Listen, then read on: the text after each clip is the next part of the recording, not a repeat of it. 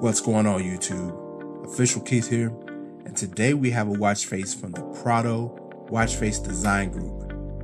This one is called Speedometer Tech, and we're gonna go ahead and get right into it. What I like about this watch face is how the battery indicator and the step goals are displayed, as they look like mini speedometers. You can get detailed information about steps that you've taken, the weather in your area, your heart rate, and you can even switch applications just by tapping on the watch face. And I will say, having an app switcher on a watch face is always an added bonus. I'm pretty sure you know some of the features of this watch face, but I'll go ahead and throw them up on the screen. As you have 12 and 24-hour automatic, your step counter, heart rate, battery level, step goal, and the date.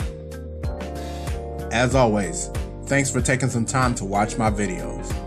If you like this video, go ahead and smash that like button.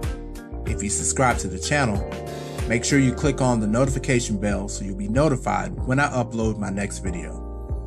Until next time, this is Official Keith. You're now official. We'll see you later.